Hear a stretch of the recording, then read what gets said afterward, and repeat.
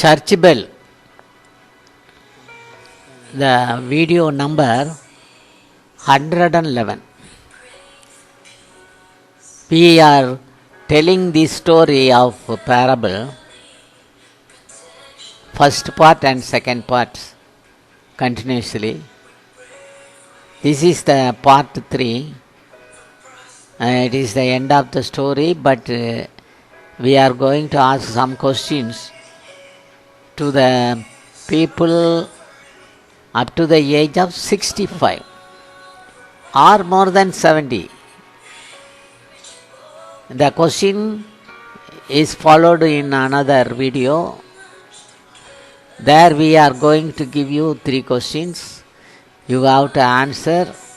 I have given the postal address, also email address. The date of the last date for sending your answers may be changed up to 30th. Up to 30th April you can send your answers. You just listen carefully all the 3 parts of the story, and thereby you can answer easily these questions. And I like to tell you, please subscribe it, share it among your friends. Thank you. Church bell 111, English story, in continuation of the part 2. This is part 3. A father welcomes the prodigal son. In Bible we find at Luke chapter number 15 verses 17 to 21. The coming to his sense, the younger son thought, how many of my father's hired workers have more than enough food to eat? But here am I dying from hunger. I shall get up and go to my father, and I shall say to him, Father, I have sinned against heaven and against you. I no longer deserve to be called your son. Treat me as you would treat one of your hired workers. So he got up and went back to his father. The father who lost his son was living with the intrusive thought about his son, which distressed him. When he would come, I will receive him. That was his worrisome period. He found some of his friends, those who were bad and betrayed, telling him he has been wandering in the street like a mentally disordered person in the city. No one was ready to regard him. They also said that no one considered him good. They wanted to make much fun so as to increase grief of the father. And some other evildoers informed the son living in that country. Their riots erupted everywhere with continuous rebellion and endless civil strife. Many were being shot. They said there was a feeling of anxiety and fear among the people altogether.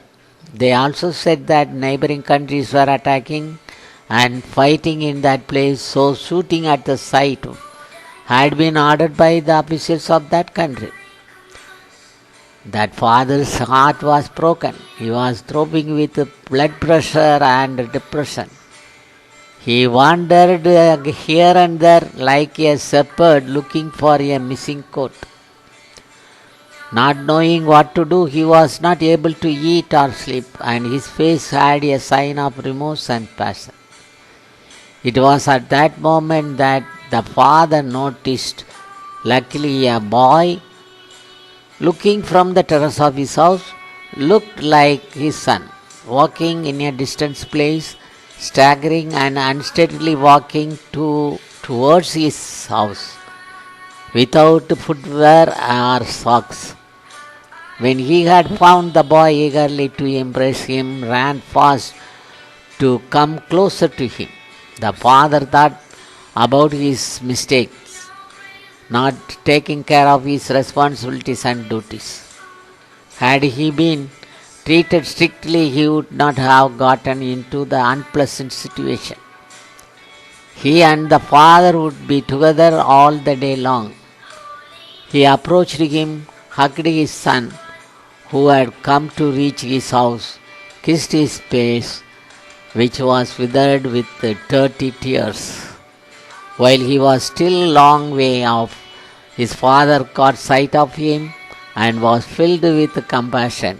He ran to his son, embraced him, and kissed him. His son said to him, "Father, I have sinned against heaven and against you. I no longer deserve to be called as your son." But his father ordered his servants quickly to bring finest robe and put it on him, put a ring on his finger and sandals on his feet. "Take the fatted calf and slaughter it. Then let us celebrate with a feast, because this son of mine was dead and has come to life again. He was lost and has been found." Then the celebration began. Thank you.